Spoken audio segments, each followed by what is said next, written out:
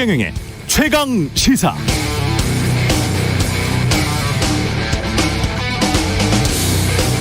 네, 주 52시간 가지고 또 말이 많은데요. OECD에는 베터 라이프 인덱스, 더 좋은 삶 지수라는 게 있습니다. 나라마다 소득, 노동, 환경, 교육, 안전 등을 지수로 매겨서 어디가 어떤 면에서 더 살기 좋은 나라냐, 이거를 국가별로 비교해보는 그런 지수인데요. 평균 주 50시간 일하는 사람들, OECD는 이걸 매우 오랜 시간 노동하는 사람들 이렇게 표현해 놨는데요. 이 비율이 한국은 25.2%, 평균 주 50시간 일하는 사람들, 그러니까 노동자 4명 중 1명이 주 50시간 일한다는 거고, OECD 조사 대상 40개국 중 37입니다. 이게 우리보다 노동시간 면에서 후진 나라는 터키, 멕시코, 콜롬비아입니다. 노동시간이 지나치게 길면 어떻게 되느냐, 오히려 생산성 떨어지고 개인 여가시간 줄어드니까요. 내수 서비스 시장은 위축되고 결혼, 출산 등의 부정적 영향을 미치면서 결국은 미래 노동인구가 줄어들고, 이게 경제 성장에는 장기적으로는 부정적인 영향을 미치겠죠. 반대로 노동시간을 일률적으로 제한하면 어떻게 될까요? 잠자는 시간만 빼면 아이디어 발굴하고 연구하고 생각하는 지식 노동자들, 노동을 제대로 보상받지 못하고 관료주의, 무사한 일에 조직 문화가 만연해서 이들의 창발적 아이디어를 통해 자본주의 혁신이 불가능해지면 한 명의 창의적인 생각이 수만 명을 먹여 살리는 이런 인간의 자율성, 자발적 노동을 고사시켜 버릴 겁니다. 주 52시간, 단순해 보이지만 단순히 노동의 문제가 아니라 우리의 현재 삶, 미래와 유기적으로 연관된 문제입니다. 이런 문제들 참 많은데요. 대선 후보들의 광범위하고 충분한 토론이 필요합니다.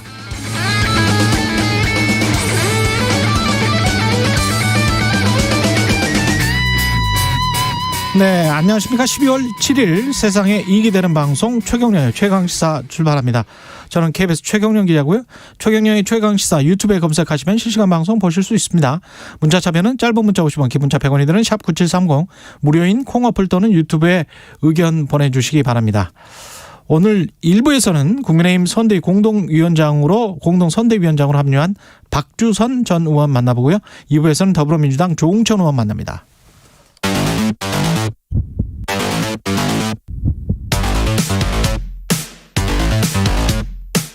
오늘 아침 가장 뜨거운 뉴스 언박싱.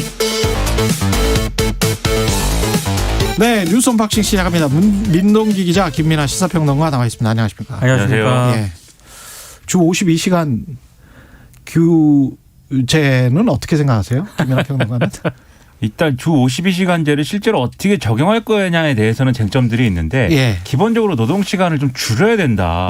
이 대전제는 어느 정도 이제 인정하고 넘어가야 되는 부분이 분명히 있지 않나 싶어요. 그리고 이제 52시간제를 하는 이제 취지라는 게, 예를 들면 이제 우리가 한 번에 몰아서 일을 하자 이런 취지가 아니라 전반적으로 건강권을 보장하자라는 부분들이 이 핵심이기 때문에, 사람이 과로사하지 않을 수 있는, 그리고 건강을 충분히 챙길 수 있는 형태로 52시간제를 적용하는 거에 중심에 놓고, 그 안에서 이제 좀 더 그러면 어떻게 창의적인 생각을 좀 더 이렇게 좀 활용해 본다거나 이런 대안들이 필요한 것인데, 이거를 지금 너무 이제 52시간이라는 숫자, 그리고 이제 이 숫자를 예를 들면은 주 120시간 노동이라고 표현이 됐었지만, 한 번에 몰아서라도 어쨌든 이 할 수 있도록 하는 그런 것들이 중요하다라는 이런 논쟁으로만 가서, 맞아요. 좀 이게 빈곤한 논쟁이 돼 있다, 이런 생각이 좀 들었습니다. 사실 우리 사회가 대표적인 과로 사회잖아요. 예. 그걸 좀 줄이는 그런 차원에서 논의를 접근을 해야지, 너무 숫자에 좀 매몰하는 건 좀 아닌 것 같습니다. 그리고 우리가 고부가 가치 지식노동 사회로 전환돼야 된다, 그 이야기 많이 하잖아요.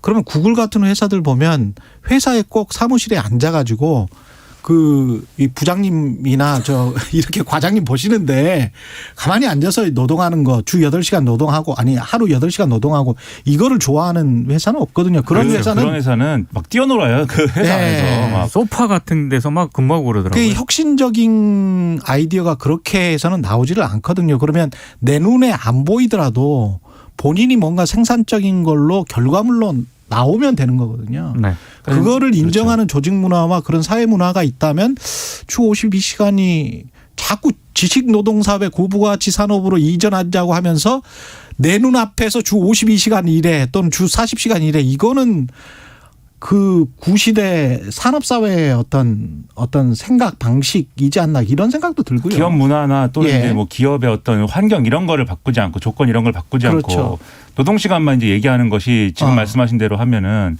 그런 이제 지식노동 고부가치 산업으로의 전환에 이제 충돌하는 가치인 거죠. 맞습니다. 지금 예. 말씀하신 대로 구글이라든지 다른 이제 해외의 유수의 이제 IT 기업들 보면은 별걸 다 합니다. 회사 안에서. 그리고 뭐 과자도 많이 먹고요. 그 부럽습니다. 네, 과자도 많이 먹고. 그 밥이 잘 나오더라고요. 그렇습니다. 밥이 잘 나오고. 네.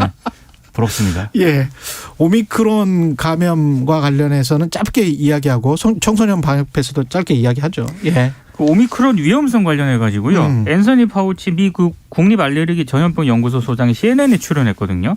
그러니까 단정적으로 말하기는 이르다 이걸 전제를 하면서도 전파력에서는 굉장히 좀 강점을 가지고 있지만 독성이 그렇게 심각한 것으로 보이지 않는다 이렇게 얘기를 했습니다. 그러니까 아직까지는 덜 위험하다 이렇게 얘기를 한 거고요. 그리고 지금 오미크론 변이 바이러스에 타격을 받은 나라 가운데 하나가 남아프리카 공화국이잖아요. 예. 근데 거기 보고서가 나왔거든요. 발병 2주간을 담은 그런 보고서가 나왔는데 첫 번째는 이전 감염자들과 비교했을 때 위중증으로 발전된 사례가 생각보다 적었다. 그리고 두 번째는 산소 치료 비중이 매우 낮아진 특징을 보였다. 그러니까 굉장히 이거는 과거 유행 때 볼 수 없었던 모습이다. 이런 보고서 내용을 발간을 했습니다.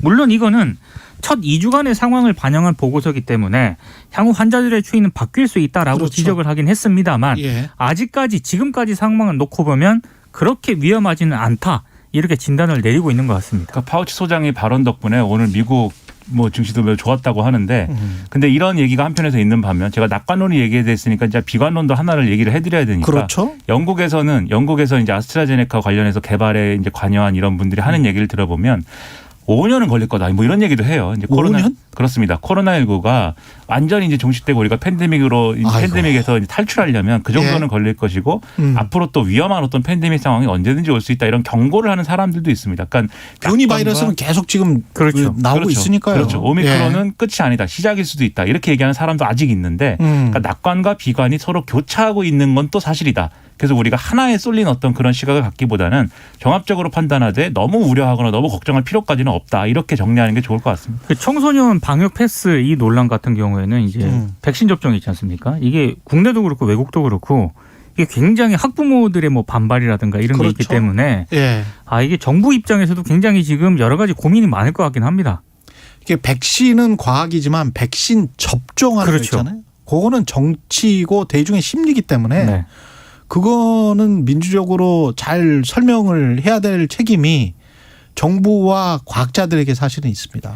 예. 그렇죠. 이게 첫 번째로 방역 패스 논란이 청소년 관련해서 첫 번째로 그래서 이 백신 부작용에 대한 우려를 덜어줄 수 있는 그런 것들은 말씀하신 대로 정책적으로 그리고 또 정치적으로 필요한 부분이 분명히 있고요. 그래서 이 백신 부작용에 인정해주는 범위를 늘린다든지 또 이런 안심할 수 있게 해주는 여러 가지 설명을 해준다든지 이런 게 분명히 필요하고 두 번째는 지금 우려를 하고 있는 게 청소년 이 백신 패스와 관련돼서는 지금 말씀드린 대로 부작용도 있지만 학습권 침해라는 게 있거든요. 다들 학원에 다녀야 되고 학원에 안 가는 청소년은 없는 건데 지금 상황에서 사실상 없다 이렇게 그렇죠, 생각들 그렇죠. 하는데 예. 이 학원에서 이제 방역 패스를 적용할 경우에 학원이 그것에 대해서 제대로 이제 대응할 수 없을 가능성이 클 뿐더러 그런 학습권 침해가 실질적으로 일어날 수 있다라고 또 한쪽에서는 주장을 하는 거예요. 학부모 단체나 이런 쪽에서는. 그럼요. 그런데 이게 예. 현실적인 문제이기도 하지만 또 그게 우리 사회의 어떤 하나의 단면을 또 보여주는 그런 그렇죠. 느낌도 들어서 그렇습니다. 예. 이거는 이제 단순한 어떤 단기간에 해결될 문제는 아닌 것 같고 하지만 방역상의 방역 패스가 도입이 필요하다는 거를 좀 더 강하게 설득을 하면서 학습권 문제는 또 다른 방향으로 풀어가야 될 문제가 아닌가 이렇게 생각이 됩니다. 예. 국민의힘은 어제 뭐 화려한 선대위 출범식을 가졌습니다. 콘서트처럼 진행이 예. 됐고요. 2030을 많이 좀 겨냥한 그런 어떤 그 출범식이었던 것 같습니다. 윤석열 후보가 첫 공약과 관련해서 이런 얘기를 했습니다. 차기 정부의 가장 중요한 문제는 코로나에 의한 빈곤과의 전쟁이라는 건 이미 선포를 했고 그 기조가 바뀔 건 없다 이렇게 얘기를 했는데요. 어제 뭐 이렇게 굉장히 화려하게 이 선대위 출범식이 진행이 되긴 했습니다만 조금 삐거덕거리는 그런 모습도 약간은 보였습니다. 일단 홍준표 의원하고 유승민 전 의원은 출범식에 불참을 했고요. 그리고 지금 김한길 전 대표 있지 않습니까? 김한길 전 대표는 왜 안 나왔어요?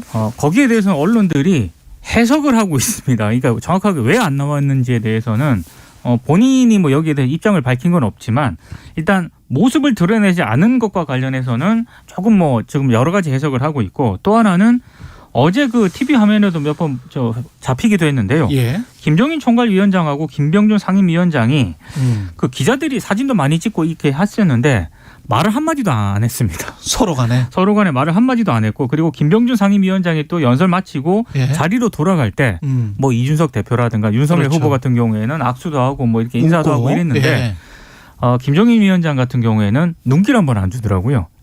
눈도 안 마주쳐. 네, 그런 풍경들이 연출이 되면서 이거 아직까지는 화학적 결합이 좀 아직 먼 거 아니냐 언론들이 예. 이렇게 해석을 하고 있습니다. 근데 어제 윤석열 후보의 연설 내용이나 이런 뭐 김종인 위원장의 연설 내용도 그렇고 전부 다 이제 정권 교체를 해야 된다라는 점에 이제 방점을 굉장히 강하게 찍고 있고 그 점에서 이제 문재인 정권을 비판하면서 심지어 윤석열 후보의 연설 내용에 이런 대목도 있습니다. 대선에서 지면은 지선 총선에서도 질 것인데 그러면 우리의 자유민주주의 대한민국은 사라질 수가 있다. 이렇게 얘기를 했는데 대한민국이 사라지진 않을 것이고 그렇죠. 예. 대한민국이 뭐 갑자기 뭐 침몰해가지고 바닷속으로 그렇죠. 가라앉지는 않는 예. 거니까 자유민주주의 대한민국이 사라진다는 얘기 아니겠습니까? 그러니까 자유민주주의가 지금 위태롭다는 거죠. 그렇죠. 예. 근데 이게 내부용 정치적 메시지라고 보지만 실제로 이제 우리가 이 상식적으로 그런 거냐 이게 사실 어느 정도 색깔론에 기댄 이런 메시지로도 보이기 때문에 예. 이런 메시지는 선대위 출범하는 데 있어서는 제가 볼 때는 좀 줄이는 게 좋을 것 같고 모처럼 김종인 위원장이 참여하는 선대위를 만들지 않았습니까? 그러면은 중도 공략이 우리가 확실히 지금부터는 중도 공략으로 무게중심을 옮긴다. 이게 중도 공략이냐. 그렇죠. 그리고 그런 어떤 중도와 실용의 어떤 가치를 둔 메시지 적어도 이전 정권보다 우리가 낫다 이런 거를 보여줄 수 있는 그런 메시지를 보여줬어야 되는데 그런 건 사실 없었거든요. 그래서 앞으로라도 좀 비전과 로드맵 이런 걸로 승부를 할 수 있는 그런 메시지를 이제는 강화해야 됩니다. 계속 이렇게 정권 교체가 필요합니다 이렇게 얘기한다고 해서 정권 교체를 바라는 유권자들이 다 그래 필요해 이렇게 하고 모이는 게 아니거든요. 예. 정권 교체가 필요하다고 얘기를 하는데 그래서 뭘 하겠다는 거야. 이제 이 답이 나와야 되기 때문에 앞으로는 이런 메시지를 강화해야 될 걸로 오늘 봅니다. 중앙일보도 보수 언론 쪽에서도 사설에서 그 도대체 국가 운영 비전이 뭐냐 윤석열 후보 그리고 지도자로서 철학이 뭔지 아직 제시를 안 했다. 빨리 그걸 제시해야 된다. 이렇게 예. 사설에 또 언급을 하고 있습니다. 자유민주주의가 사라진다와 관련해서 그 공동선거대책위원장으로 영입된 노재승 씨 비니자라는 사람이죠. 네. 예, 오세훈 시장 그 선거 연설 도왔던 사람인데 이 사람이 그동안에 페이스북에 뭐 상당히 극우적인 이야기를 많이 써놨군요. 5.18을 폭동으로 볼 수도 있다. 이런 내용의 유튜브 영상을 공유를 했고요. 예. 그리고 정규직 철폐, 실탄으로 시위 진압을 해야 된다. 이렇게 페이스북에 주장한 사실이 어제 확인이 되면서 논란이 좀 제기가 됐습니다. 실탄으로 시위 진압을 해도 된다? 그러니까 경찰이 민주노총 불법 집회 수사에 나섰다는 기사를 공유를 하면서요. 예. 경찰의 실탄 사용에 이견이 없다. 우리나라는 공권력 강화 왜 못하나 이렇게 페이스북에 적기도 했고 그리고 5.18과 관련해서는 시위대 상당수가 벌인 행위는 평화적 시위가 아닌 명백한 교전행위다. 이런 글을 쓰기도 했습니다. 이 청년 대표로 국민의힘 선대위 공동선대위원장으로 영입이 됐잖아요. 예. 정확하게 하는 일이 정강 정책 손질이라든가 연설 업무를 맡게 되거든요. 근데 과연 이런 인식의 소유자가 이걸 맡아도 되는 것인가라는 어떤 그런 비판이 좀 제기가 됐습니다. 이 5.18 관련 발언에 대해서는 일단 해명을 하긴 했습니다. 뭐라고 했냐면 예. 5.18 관련 이제 그 특별법을 통해서 어떤 비판이나 이런 것들을 못하게 만드는 것에 대한 문제 제기를 한 것이다. 이제 이렇게 주장을 했고요. 그다음에 또 이제 논란이 된 발언 중에 난 정규직 폐지론자다. 그래서 대통령이 정규직 제로 시대를 약속하면 어떨까? 뭐 이런 이제 발언도 하고 한 것으로 이제 파악이 되는데 예. 근데 전반적으로 이 5.18 관련 문제를 제외하고서는 전반적으로 어떤 종류의 또 의견으로 보일 수 있는 부분도 있어요. 예를 들면 뭐 실탄을 사용해야 된다 이런 거 제가 볼 때는 아주 비상식적인 주장이지만 보수 언론이 막 이런 주장 지면에 싣기도 하고 뭐 그래 왔거든요 사실. 아니 민주노총이 시위하면 실탄을 사용해도 된다라고 했었던 적이 있어요? 그렇게 얘기한다기보다는 외국에서는 그런 것도 하는데 우리는 공권력을 더 강화해가지고 어쨌든 시위를 조선일보 등에서는 사설에서 그런 이야기는 있었죠. 외국 같았으면은 뭐. 예. 그렇죠.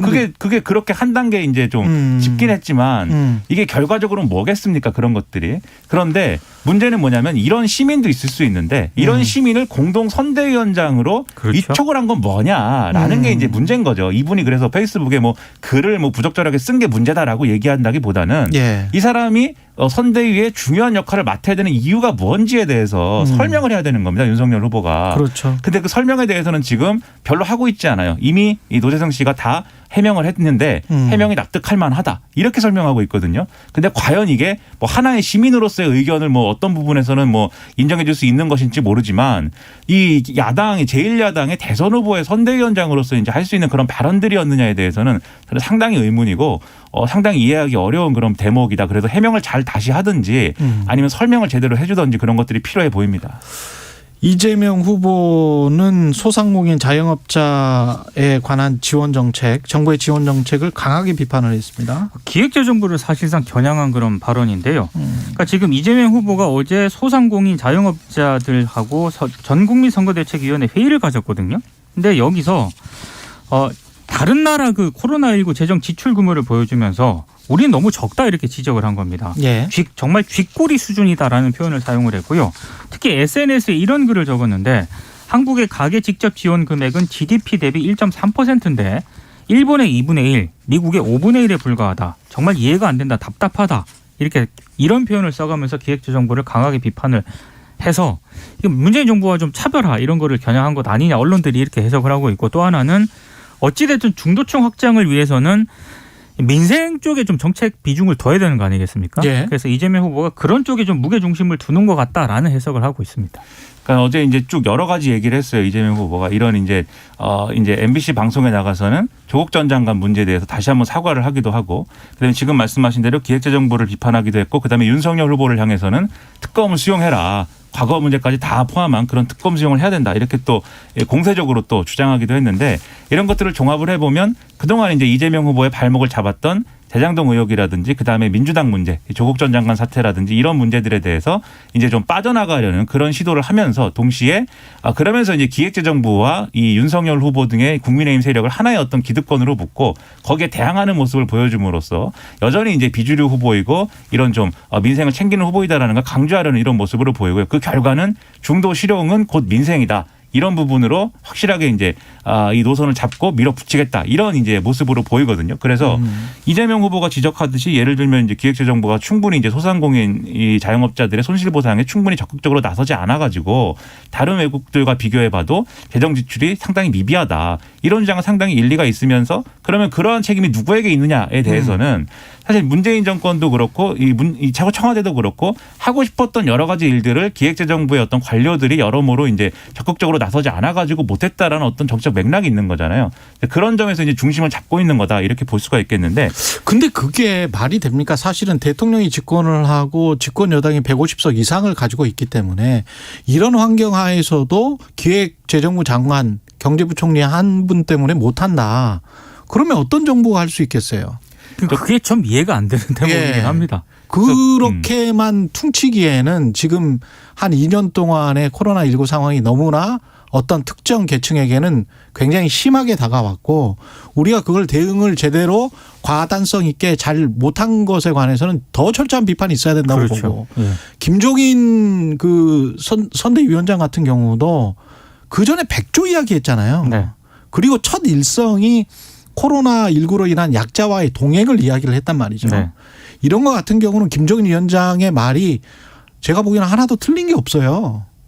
근데 그거를 지금 선점하지를 못하고 정부 여당 입장에서는 훨씬 더 좋은 조건이었음에도 실천이나 선점하지를 못하고 오히려 김종인 위원장에게 그런 것들을 이미지를 빼앗기고 있는 그런 상황이란 말이죠. 그래서 지금 그래서 이제 차별하다라는 얘기가 나오는 게 예. 결국 하고 싶은 얘기가 지금 최경영 기자가 얘기한 그런 얘기일 것이다라는 거예요. 이재명 예. 후보가 실제로 하고 싶은 일은 그런 것일 건데 방금 앞에 말씀드렸듯이 조국 전 장관 문제다 무슨 뭐 대장동 의혹이나 이런 것들이 있는 상황에서 문재인 대통령의 국정수행 지지율이 아직 높기 때문에 문재인 정권을 정면으로 겨냥하지는 못하는 것이고 그렇기 때문에 기재부를 타겟팅해가지고 이렇게 강하게 목소리를 내고 있지만 그 한계가 지금 있는 상황이다. 그리고 거기에 빠져나가기 위해서 양쪽에 이쪽은 이런 대응 저쪽은 저런 대응으로 지금 빠져나가려고 하는 이러한 모습을 계속 보여주는 건데 문제는 아직 이런 것들이 여론이 말씀하신 대로 여론이 호응하지 않고 있는 상황인 것으로 보여요. 일부 이제 그전까지 좀 열세였던 상황을 약간 벗어나기는 했지만 그래서 앞으로 말씀하신 대로 좀 더 여러 가지 노력들이 필요하다라는 겁니다. 네. 여기까지 하겠습니다. 뉴스 언박싱 민동기 기자 김민아 평론가였습니다. 고맙습니다. 고맙습니다. KBS 1라디오 최경룡의 최강시사 듣고 계신 지금 시각 7시 40분입니다. 날씨 정보입니다. 대설이라는 절기망과는 다르게 오늘 맑고 화창한 가운데 낮에 온화하겠습니다. 다만 동풍의 영향을 받는 동해안 쪽 날씨가 조금 다릅니다. 영동과 경북 동해안은 흐린 가운데 밤까지 5에서 20mm 정도의 비가 내리겠습니다. 비 내리는 동안 천둥, 번개, 돌풍이 동반될 수 있으니까 주의하셔야겠고요. 강원 산지와 경북 북동 산지 쪽은 비나 눈이 내리겠는데 강원도 높은 산지 쪽 1에서 3cm의 눈이 쌓이겠습니다. 교통안전에 유의하셔야겠습니다. 기온은 당분간 평년보다 3도에서 7도 정도 높겠습니다. 이번 주에는 큰 추위가 없겠습니다만 일교차가 10에서 15도로 크게 나겠습니다. 건강관리에 유의하셔야겠습니다. 낮 기온 서울, 대전 13도, 대구 14도 등 10도에서 16도의 분포입니다. 한편 오늘 수도권 등 중서부와 영남권은 미세먼지 농도 나쁨 단계 유지하겠습니다. 지금 서울의 기온은 3.2도입니다. 날씨 정보였고요. 다음은 이 시각 교통 상황 알아보겠습니다. KBS 교통정보센터의 이현 리포터입니다. 네, 출근길 교통량은 그렇게 많은 편이 아닌데요. 돌발 상황 때문에 불편해진 곳들이 있습니다. 수도권 제1순환고속도로 송파 부근에서는 판교 쪽으로 승용차 사고를 처리 중이라 성남부터 7km 구간 영향을 받고 있고요. 반대는 구리에서 판교 쪽인데요. 상일 부근 1차로가 사고 때문에 막히면서 남양주부터 6km 구간 답답합니다. 서울시내 강동쪽으로 가는 길입니다. 강변북로 서강대교 부근의 사고는 처리가 됐지만 행주에서 반포대교 쪽으로 많이 어렵습니다. 올림픽대로는 고장난 차가 출근길을 더 어렵게 만들고 있는데요. 노량진 부근에 고장난 차가 있고요. 행주에서 한강대교까지 가는데 50분 정도 예상됩니다. KBS 교통정보센터였습니다. 오늘 하루 이슈의 중심. 당신의 아침을 책임지는 직격 인터뷰. 여러분은 지금 KBS 1라디오 최경영의 최강시사와 함께하고 계십니다. 네, 100가지 중 99개가 달라도 정권교체 뜻 하나만 같다면 모두 힘을 합쳐야 한다. 어제 국민의힘 중앙선대위 출범식에서 윤석열 후보가 단합을 강조하면서 한 말입니다. 출범식 현장 분위기는 어땠는지 박주선 국민의힘 중앙선대위 공동선대위원장 연결돼 있습니다. 안녕하세요. 네, 안녕하십니까. 예, 위원장님 어제 그 출범식 직접 가셨었죠? 예, 갔습니다. 예, 어떠셨습니까? 지금 국가의 절체절명의 과제가 정권교체가 아니냐, 또 국민의 염원이다. 우리가 결속과 단합을 이루어서 반드시 정권교체를 이루자는 각오와 그 의지를 다지는 그런 계기가 됐다고 그렇게 생각을 합니다. 예, 그 선대위 분위기랄지 출범식 분위기는 조금 이따 좀 더 여쭤보기로 하고요. 근데 이제 중앙선대위 공동선대위원장을 맡게 되신 다음에 첫 인터뷰라 선대위에 어떻게 합류하게 되신 건지도 참 궁금해서 예, 그 전에 어떻게 윤석열 후보와 어떤 교감이나 만남이 있으셨습니까?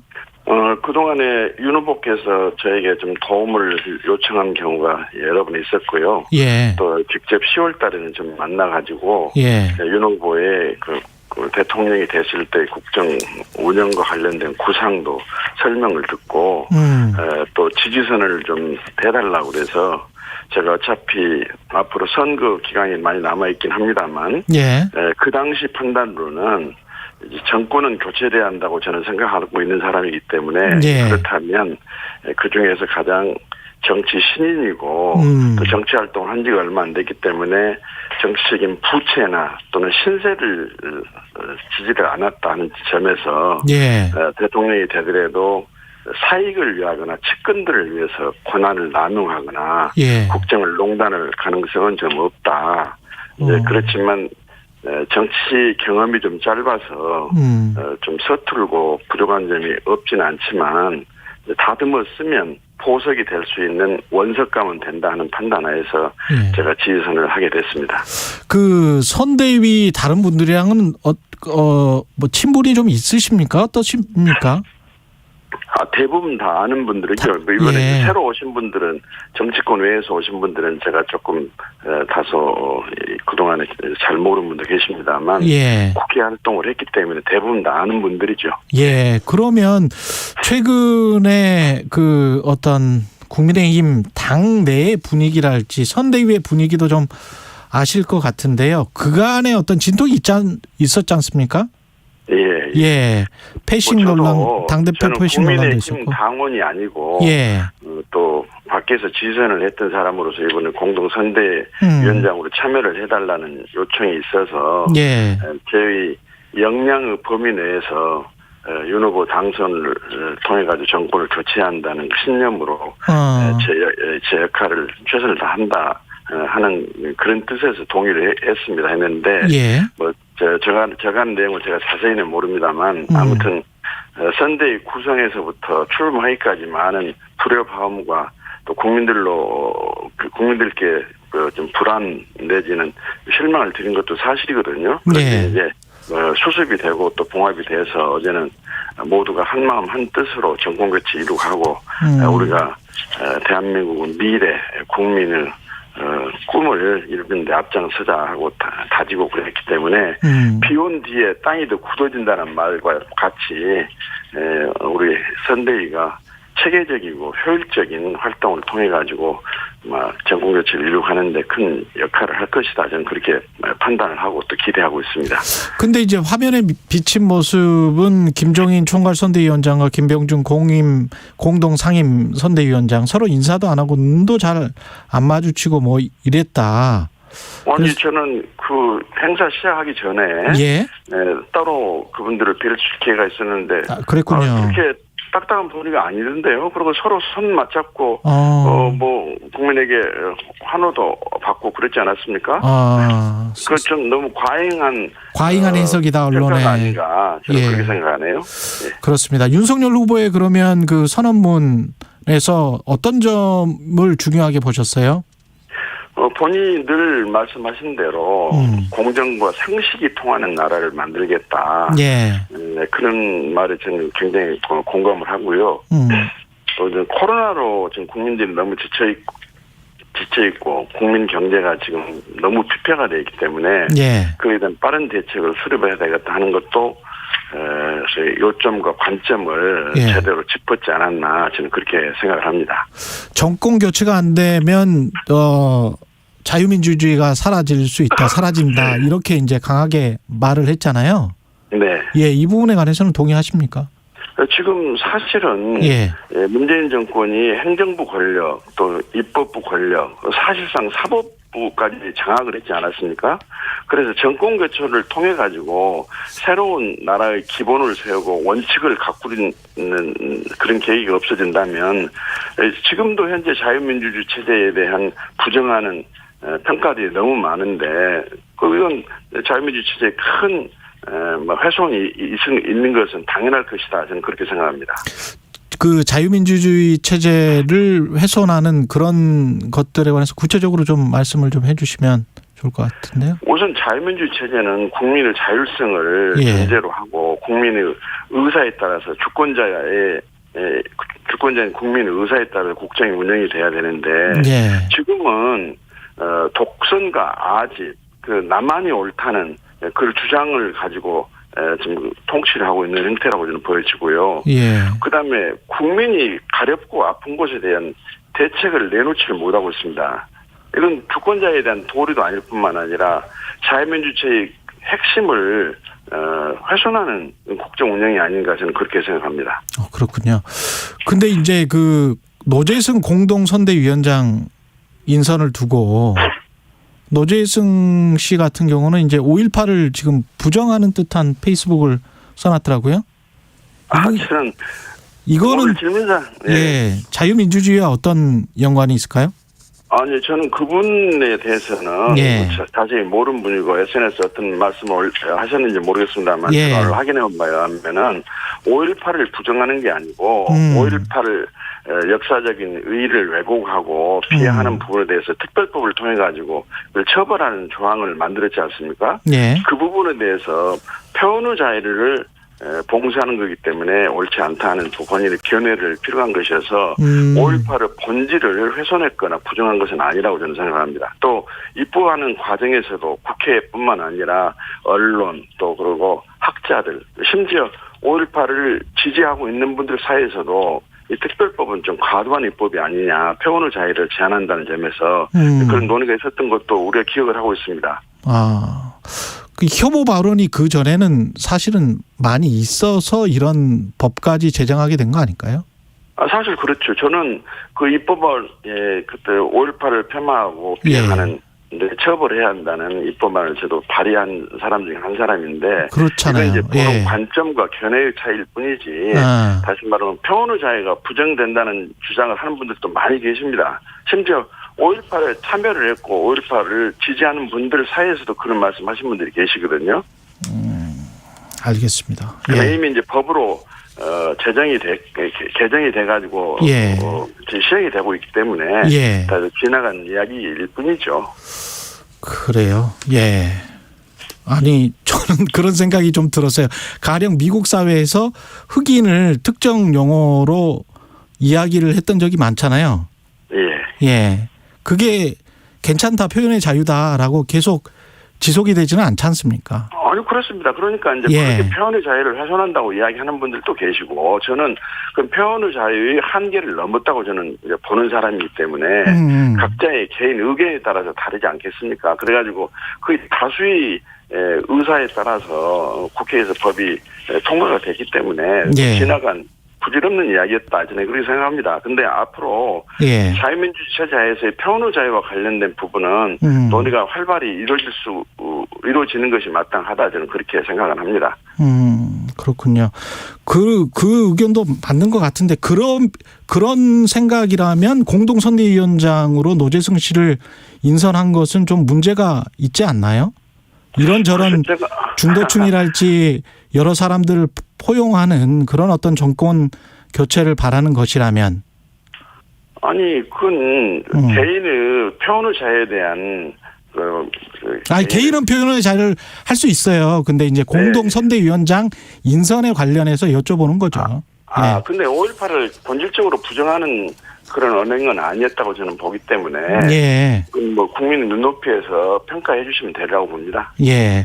어제 출범식에서 윤석열 후보의 1호 공약 발표는 없었다고 지금 언론 보도는 나오는데 첫 번째 공약은 어떤 내용들이 거론되고 있을까요? 어제 윤석열 후보도 그 말씀을 하셨는데 지금 코로나로 국민 경제가 너무 피폐한 상황이기 때문에 그에 대한 빠른 수습 대책을 내놔야 되지 않느냐 하는 언급이 있는 걸로 봐서 거기서부터 시작이 되고 지금 각종 정책 파트에서 정치, 경제, 사회, 문화, 안보, 외교 등등 친밀한 공약을 좀 만들고 있기 때문에 어제 1호 공약이 뭐냐 하는 것은 언론 관심이 있을 수는 있지만은 곧 집대성된 공약이 적나라하게 발표가 되리라고 저는 그렇게 보고 있습니다. 예, 마지막으로 짧게 윤석열 후보가 대한민국 대통령이 돼야 하는 이유 좀 말씀해 주십시오. 아까 말씀드린 대로 정치의 기간이 짧아서 정치적인 부채나 또는 신세를 짓는 일이 상대적으로 적기 때문에 그 국정을 농단하거나 권한을 남용해서 사익을 챙기거나 측근들을 두둔하고 비유하는 그런 현 정부와 같은 역할은 하지 않을 것이다. 나라의 근본과 원칙을 세우는 그런 대통령이 될 것이라는 기대를 갖고 있습니다. 예, 오늘 말씀 감사합니다. 박주선 국민의힘 중앙선대위 공동선대위원장이었습니다. 고맙습니다. 감사합니다. 예, KBS 1라디오 최경영의 최강시사 1부는 여기까지입니다. 2022년 1월 1일부터 플랫폼 노무 제공자도 고용보험 혜택을 받게 됩니다. 이제 퀵서비스와 대리운전기사, 배달라이더 모두 안심이네요.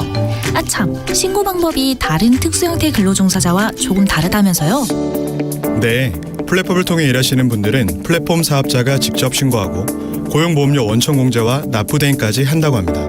일하는 사람 모두를 위한 특수형태 근로종사자 고용보험 확대. 플랫폼 노무 제공자도 구직급여, 출산 전후 급여로 든든하게 보장받으세요. 관련 문의는 1588-0075. 이 캠페인은 근로복지공단과 고용노동부가 함께합니다. 여러분, 혹시 눈치채셨나요? 우리 생활 속 다양한 포장재들이 변신을 시작했다는 사실. 포장재의 재활용 용이성을 평가하는 포장재 재질 구조평가제도 시행 후 플라스틱은 확 줄이고 재활용은 더 쉽게. 페트병은 라벨을 떼서 가벼워지고 포장재의 재질은 더욱 단순해집니다. 이제 마트 진열대 곳곳에 숨은 무라벨 페트병과 재활용 최우수 또는 재활용 우수 제품을 찾아 슬기로운 소비 생활에 동참해주세요. 이 캠페인은 한국환경공단과 함께합니다. 한평생 가족을 위해 살아온 김필수 아버님의 삶의 경륜을 흔들림 없이 꿈을 향해 나아가는 27 박찬수 씨의 뚝심을, 소외된 이들을 돌아볼 줄 아는 주부 지소영 씨의 따뜻한 마음을 대한민국 법정으로 초대합니다. 만 20세 이상 국민이라면 누구나 국민이 직접 배심원으로 참여하는 국민참여재판. 재판 참관부터 피고인 유무죄 논의까지 국민과 함께하는 투명하고 민주적인 국민참여재판. 여러분의 관심과 적극적인 참여가 더 공정한 대한민국을 만듭니다. 이 캠페인은 법무부가 함께합니다. 세상에서 가장 긴 콜령골 1km예요. 2021 KBS 연중기획 기억을 기록하다. 50년도 6월 25일 날 6.25가 터졌잖아요. 이 대전교도소 수감자들이 만일 인민군이 대전을 점령했을 적 인민군에 동조할 수 있다. 그래가지고서 모두 다 끌어내다 죽여라. 학살지가 8학살지까지 있거든요. 7천에서 8천 명이 돌아가셨다고 기록이 돼 있거든요. 2007년도에 진실화의 측에서 사막살지를 발굴을 했어요. 땅이 한 2평 정도 되는 데서 29구의 시신을 발굴했어요. 이렇게 무릎 꿇려 앉혀놓고 뒤에서 총을 쏴서. 이 학살지를 찾은 건 99년도예요. 일학살지에다 개 사육을 했어요. 개 사육을 해가지고 우리 아버님들이 그 개의 오물을 몇십 년간 뒤집어 쓰고 계신 거예요. 그 정도로 처참했고 아주 뭐라고 할 수가 없어요. 대전 삼내 사건 희생자 유족회 전미경 회장은 기억합니다. 전쟁이라는 이유로 7천 명 이상의 민간인이 아무런 법적 절차 없이 무차별적으로 학살됐습니다. 그런데 이 비극은 70여 년이 지난 지금까지도 온전히 밝혀지지 않고 있습니다. 그러므로 아무도 책임지지 않습니다. 곤령골 민간인 희생 사건이 끝까지 밝혀져 희생자와 유족의 아픔이 어루만져질 수 있도록 우리는 함께 기억해야 합니다. 당신과 대한민국의 기억, KBS가 기록합니다.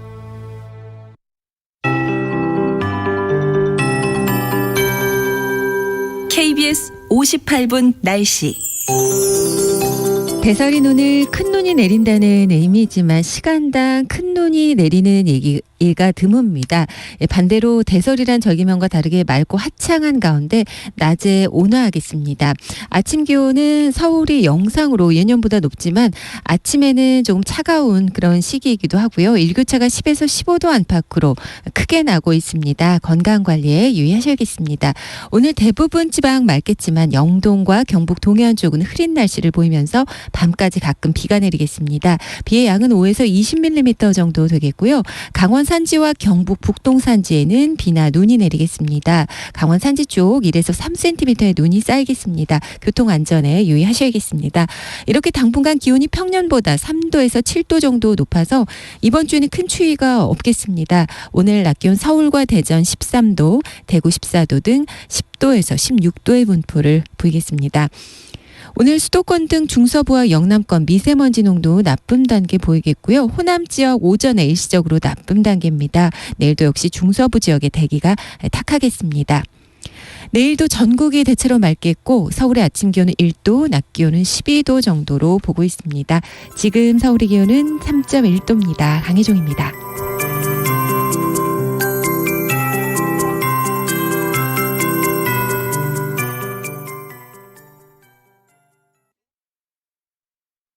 정성을 다하는 국민의 방송 KBS가 8시를 알려드립니다. AM 711kHz, FM 97.3MHz, KBS 1라디오입니다. HLKA.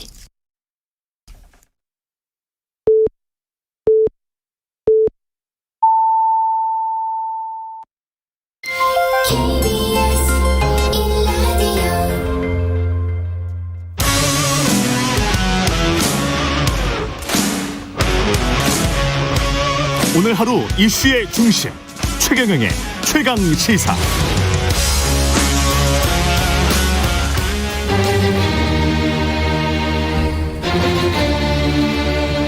최강 시사 조응천의 좋은 정치.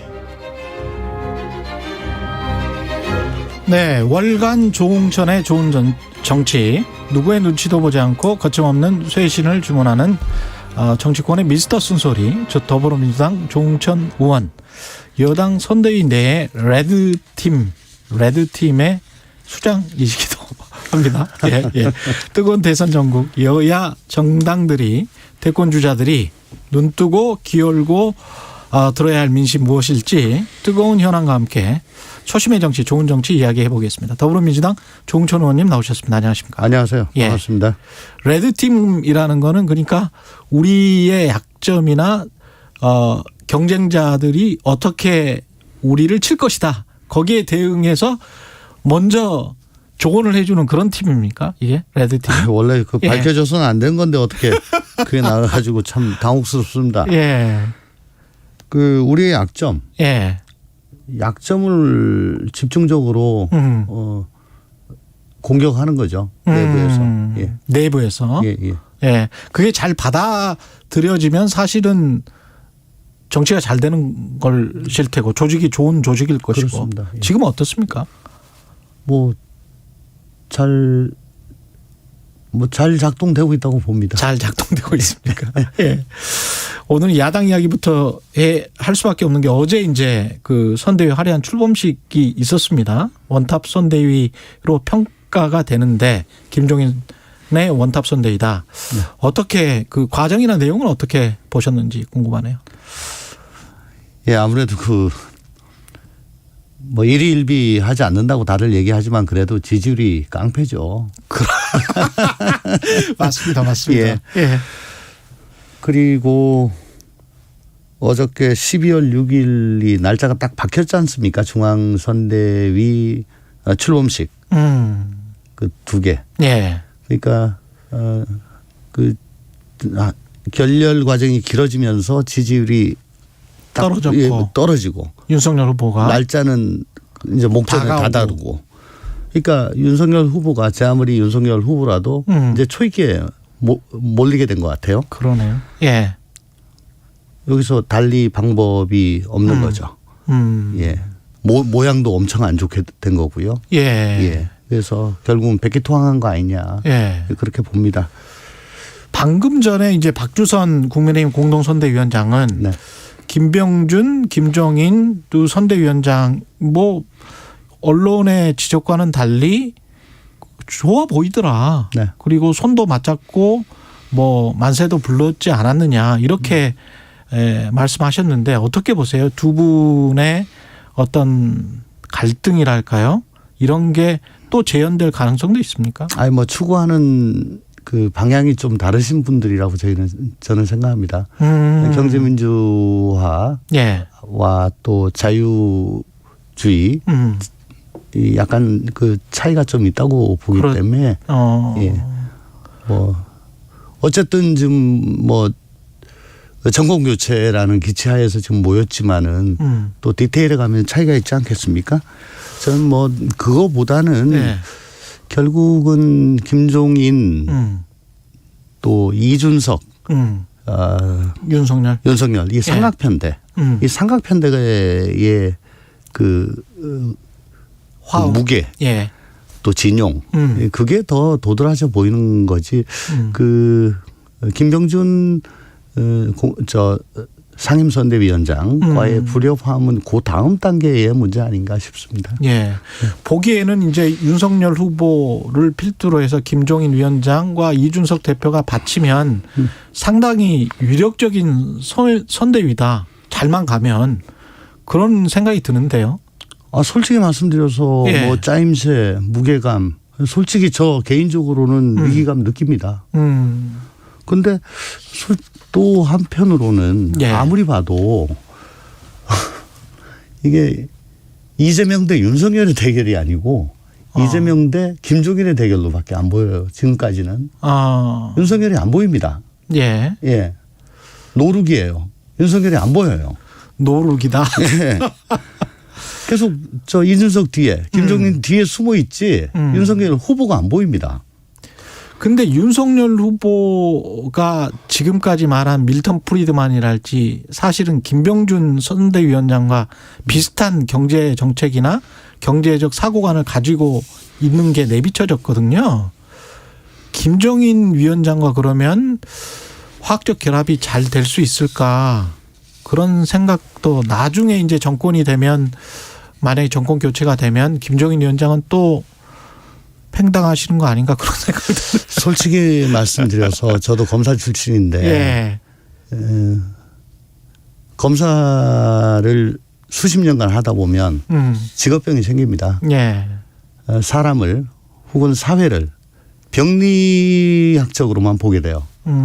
사람을 보게 되면 저 사람은 나쁜 쪽으로만. 예. 그러니까 의사가 저 상대방을 보면 환자로 보게 되잖아요. 그렇죠. 마찬가지로 상대방을 저 사람은 구린 데가 뭘까? 또 사회 현상을 보면 이거 어디서 검은 돈이 나올까? 이런 쪽으로 한번 보지. 밀턴 프리드만 이런 걸 솔직히 검사로 있을 때는 생각 안 하게 됩니다. 요즘 와가지고 공부한 거죠. 예. 그렇군요. 예. 좀 봐야 되겠습니다. 예. 네. 그런 건 좀 더 두고 봐야 됩니다. 예. 솔직한 말로. 예. 연설문에서 문재인 정부를 향해서 지긋지긋하고 부패하고 무능한 정권, 지겹도록 역겨운 위선 정권 이렇게 규정했습니다. 어떻게 생각하세요? 솔직히 그 정권에서 중앙지검장, 검찰총장 임명장 받지 않았습니까? 그 우물의 침뱉기라고 생각하고 저도 박근혜 정부에서 비서관 하다가 예, 하셨었죠. 쫓겨났죠. 예. 저는 박근혜 정부 욕하지 않았습니다.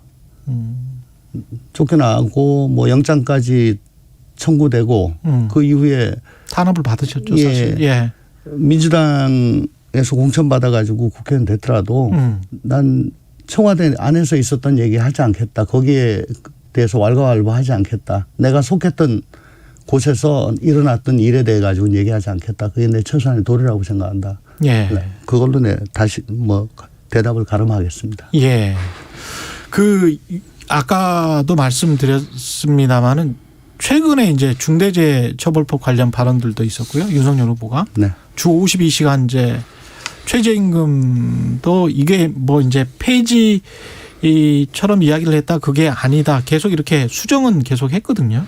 근데 이제 드문드문 나오는 생각들이 상당히 이제 정경련과 비슷한 생각들인 것 같다라고 저는 평가를 하고 있는데 어떻게 보십니까? 이거는? 그건 뭐 소신이라고 생각합니다. 소신이다. 예. 이번에. 왜냐하면 저도 검사 땐 그랬으니까요. 더군다나 검사분들은 주로 이렇게 그 자유기업원이나 정경련의 생각을 가지고 계시는 거예요? 윤 후보 같으면 또 특수부 출신이잖아요. 특수부 출신은 뭐 주로 뭐 노측은 접촉할 일이 없습니다.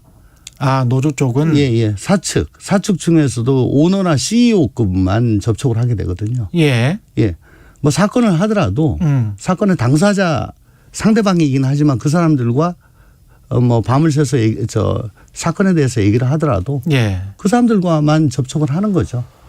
예. 그러니까 노측에 대해서는 접촉할 일이 없어요. 그리고 노측에 뭐 파업하는 거에 대해서는 뭐 계속 불법행위, 법대로 처리, 예. 엄단하겠다 이런 거 공안부에서 얘기하는 것만 들으니까 예. 나쁘게 생각하죠. 저도 그랬습니다. 그렇지만은 뭐 식당 하면서 예. 생각 많이 바꾸고 반성했습니다. 예. 아니 근데 이제 뭐 물론 그렇게 해서 기업이 잘 돼서 고용이 늘어나고 그렇게 될 수도 있고 아니면은 뭐 노조 쪽에서 주장하는 것처럼 계속 그 임금이 정체돼서 경기가 침체될 수도 있고 뭐 그런 경제학적인 이론이기 때문에 뭐 소신이라고 하면 할 말이 없지만 이 정치를 했으면은 그 중도 확장을 위해서라도 사람들을 좀 포용을 하려면 그 생각에서는 좀 벗어나야 훨씬 유리하지 않습니까? 그래서 제가 아까 드린 말씀이 후보가 보이지 않는다, 노룩이다 이런 것이 자꾸 노출되니까요. 다시 한 번 더 말씀드리지만 검사하다가 나오면은 모든 사람을 잠재적인 범죄인으로 보고 모든 사회 현상을 병리적으로 자꾸 바라보는 그런 그 일종의 직업병이 있어요. 그거 교정하는 데 시간이 좀 걸립니다. 그렇군요. 네. 예.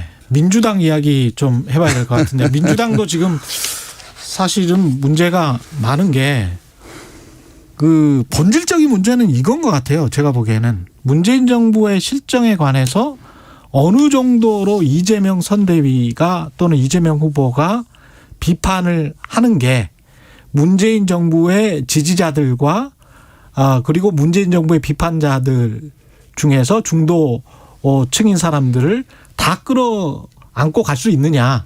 근데 그 사이에 모순이 이제 존재하잖아요. 비판을 너무 세게 하면 대통령 지지자들이 싫어할 것이고, 예. 비판을 안 하면 중도 확장에 성공하지 못할 것이고, 이게 쭉 전부 다 연관이 돼 있는 것 같거든요. 최근의 발언들과 어떻게 보십니까? 뭐 솔직히 정말 굉장히 고민스러운 지점이죠. 예. 뭐 솔직히 말씀드리겠습니다. 예. 대통령 국정수행 지지율이 정말 이례적으로 높죠. 임기 말인데 솔직히 말씀드리겠습니다. 예. 40대 초반, 30대 후반. 그렇죠. 엄청 부담스럽습니다. 예.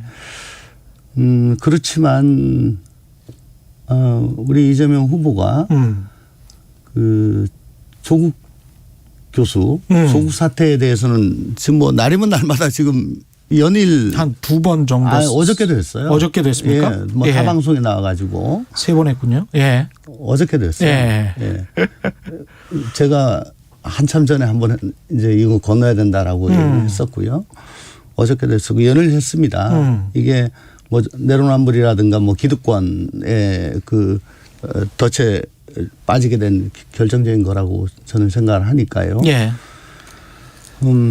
이게 시작이라고 저는 생각을 했고 연일 지금 반성을 하고 있고 또 부동산 정책에 대해서는 이제 본격적으로 지금 뭐 계속 얘기를 하는 거죠. 예. 또 중소상공인 또 코로나 대책 이런 이제 구체적인 정말 국민들이 힘들어하고 아파하고 하는 그런 대책들에 대해서는 이제 지금 본격적으로 지금 반성을 하고 또 대책을 내놓고 있지요.